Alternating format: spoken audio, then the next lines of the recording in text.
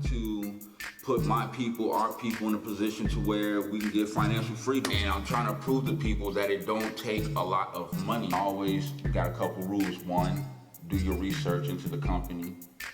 Two, buy low. Three, sell high. I got the kid in investing. I had my first kid at 18. Started a mutual fund from him.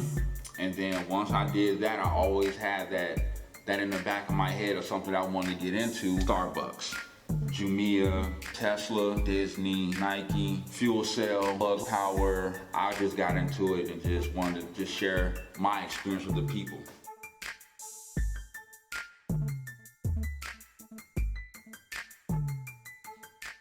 Yo, what's going on? It's your boy, Brother DJ. Just one of the working many motherfucking parts of Squadcast Podcast. First and foremost, make sure y'all subscribe to the channel. Hit the like button, notification gang, all that good shit. Subscribe to Junkyard Gang too. All laugh, no breaks. My man Chef and the King of the Shorts, he doing his thing. I ain't got no alkaline water today, but I'ma still shout out everybody. Shout out Brother Black, Godmother, BJ Powers, Jesse Charles, Chef and Big Bailey, the whole conglomerate that we got going on right now, you know what I'm saying? And last but not least, like I always do, you see this shit right here? Well, some of the shit. If it weren't for Midwest Matthew, none of this shit would be possible. So make sure y'all follow Midwest Matthew on IG. Look him up on Facebook as well. I don't know if he got Twitter, but definitely go follow that man. He definitely doing his thing for the people. And I got much appreciation and much gratitude towards that man. But we know what we're here for, right? We're here for that market talk.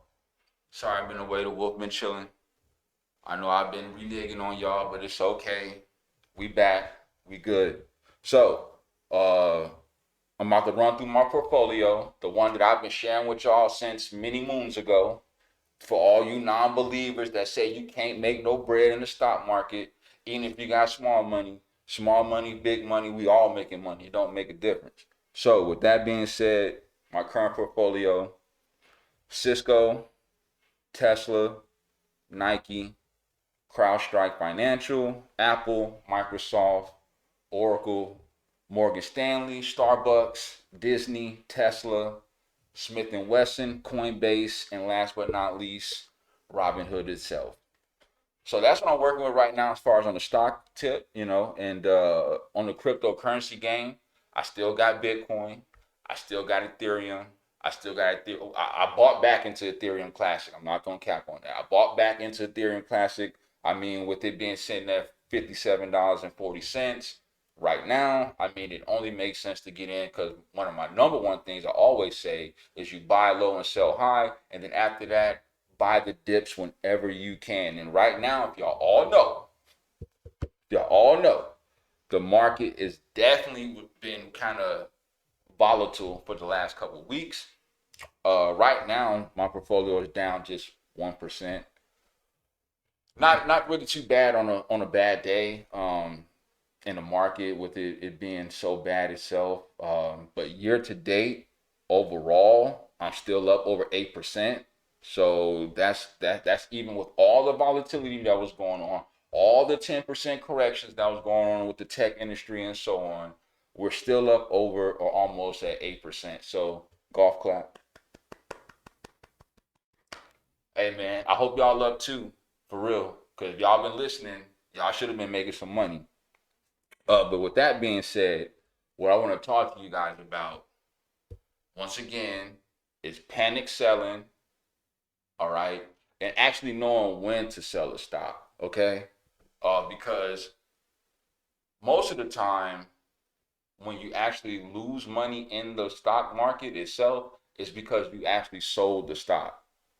You know what I'm saying? Because I've always been the one to say I'm a long-term investor. I'm holding on. I'm hoarding these bad boys. You know what I'm talking about? All I'm doing is adding more. And if you smart, you will put your auto dividend reinvestment on. So then if you're getting dividends, you can have it pump right back into the stock and keep building that way too. So that's what I've been doing on all my stocks that I get dividends from. Just auto reinvest. It's a beautiful thing.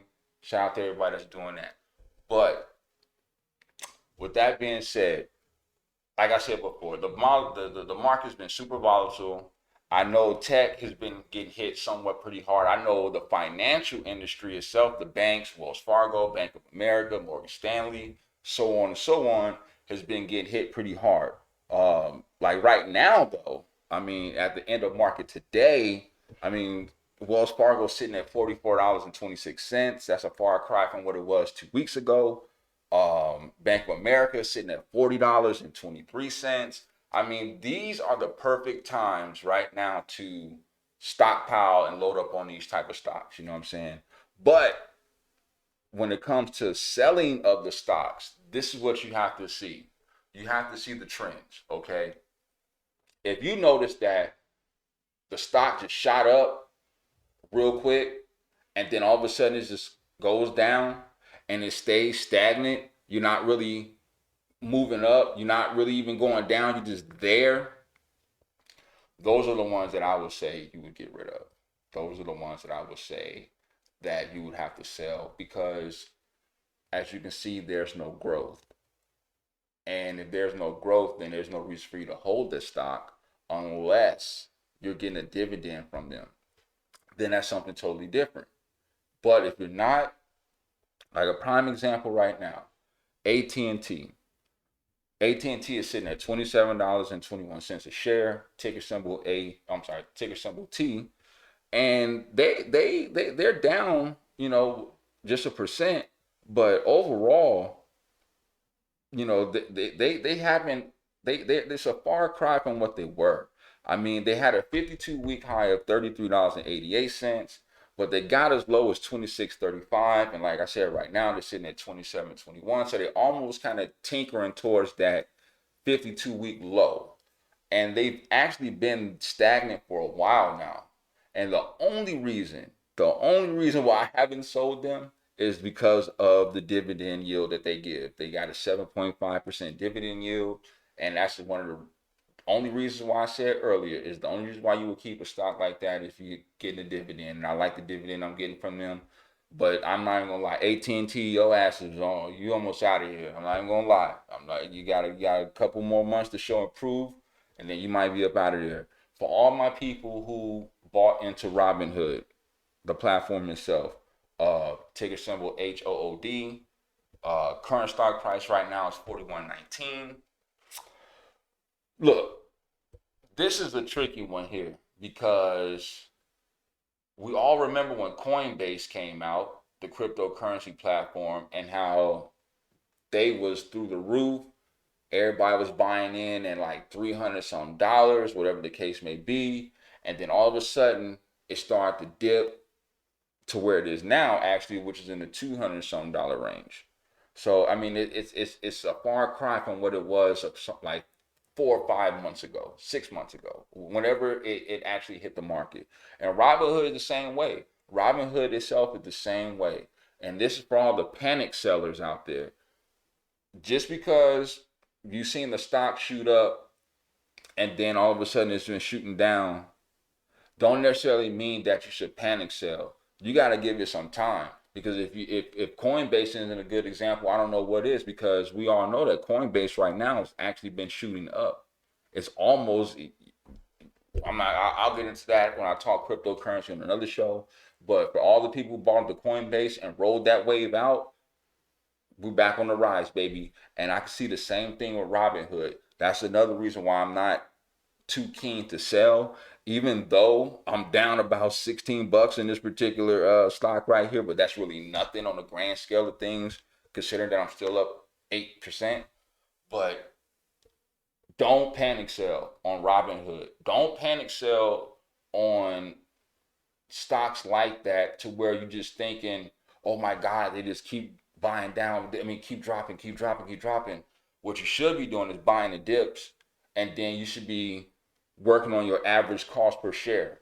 So if you did buy it when it was super high, as much as it's dropping, you should be buying more. You should be buying a dip to where it averages itself out. And then if you decide to leave, that's upon you. But if you're going to work that hard to do your average cost per share to get back right, then I would only think that you are in it for the long haul. right? Right. Okay. So with that being said, don't panic sell and know when to sell. You gotta look at the trends. You gotta look at the market. You gotta look how long a stock's been stagnant. You gotta look and see if they got anything new coming up. You gotta look at their budgets, the deficits, their losses, net losses. I mean, you gotta look at all that stuff. All that stuff. Okay? Do your research. I've always said that shit. Do y'all research, man. It's not hard. Y'all be on your phone for any and everything else. Do some research so you can get some money.